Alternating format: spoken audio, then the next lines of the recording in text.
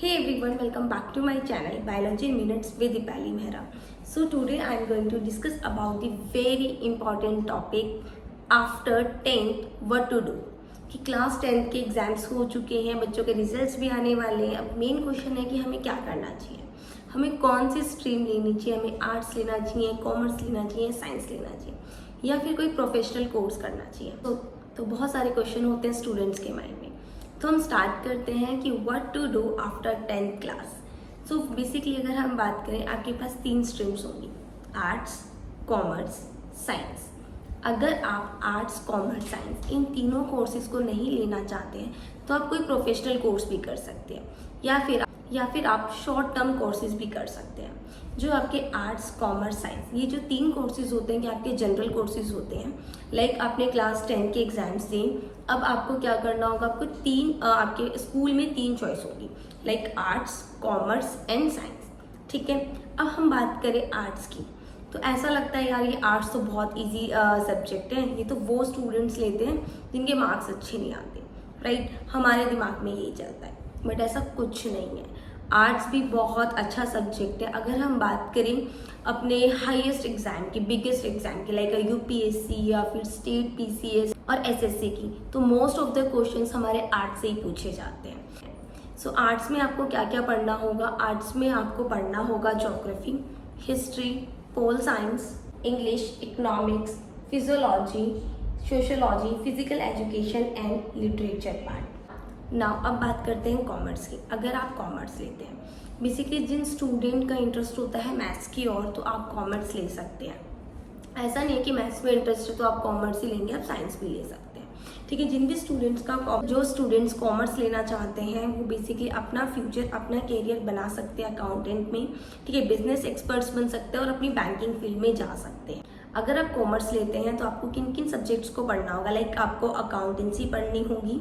ठीक है. Business studies, economics, mathematics and English, आपको ये सारे सब्जेक्ट्स को कवर करना होगा. नेक्स्ट पे हम बात करते हैं साइंस.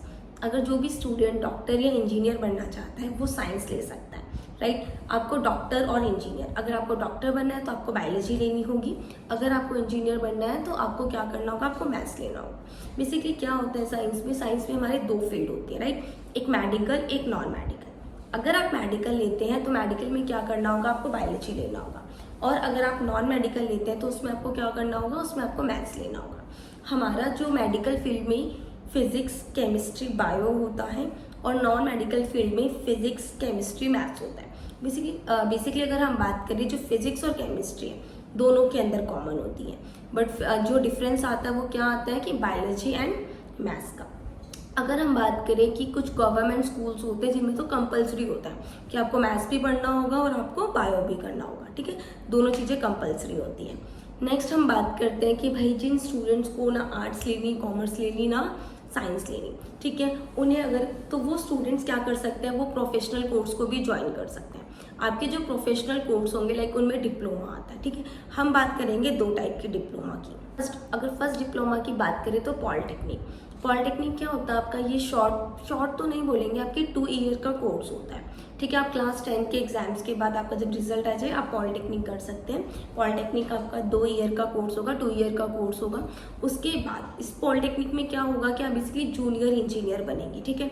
आफ्टर दैट पॉलिटेक्निक करने के बाद आप बीटेक में एडमिशन लेते हैं, तो जो बीटेक होता है वो 4 ईयर कोर्स होता है. ठीक है. तो पॉलिटेक्निक करने के बाद आप बीटेक की 2nd ईयर में एडमिशन लेंगे, राइट. जो बीटेक होगा बेसिकली क्या होगा, वो आपका सीनियर इंजीनियरिंग हो जाएगी. ठीक है. उसके बाद हम अगर सेकंड प्रोफेशनल कोर्स की बात करें तो आपका सेकंड प्रोफेशनल कोर्स होगा तो आईटीआई, आप ये भी कर सकते हैं. अगर आपको कोई प्रोफेशनल कोर्सेज नहीं करने, कोई जनरल कोर्सेज नहीं करने, तो आप क्या कर सकते हैं, पैरामेडिकल कोर्सेज को भी ज्वाइन कर सकते हैं आफ्टर 10th क्लास.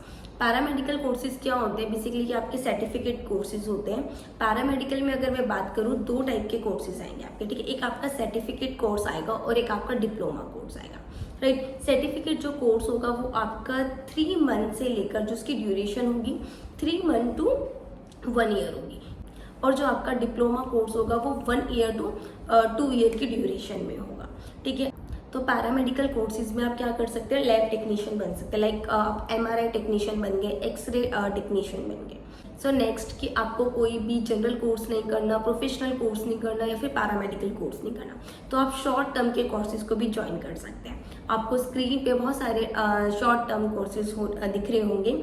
लाइक आपका फर्स्ट है diploma in cyber security, second diploma in hotel management and catering management, third diploma in architectural engineer or architectural assistantship, fourth diploma in photography, diploma in event management, six diploma in data entry, seventh beauty culture courses, eight diploma in dental. So yes, आपके पास बहुत सारे option है class 10 के बाद कि class 10 के बाद आप क्या क्या कर सकते हैं। बिल्कुल भी रिजल्ट आने के बाद पैनिक ना हो, आराम से डिसीजन ले। बेसिकली आपका जो डिसीजन होना चाहिए वो आपके इंटरेस्ट पे डिपेंड होना चाहिए कि आपका इंटरेस्ट क्या है।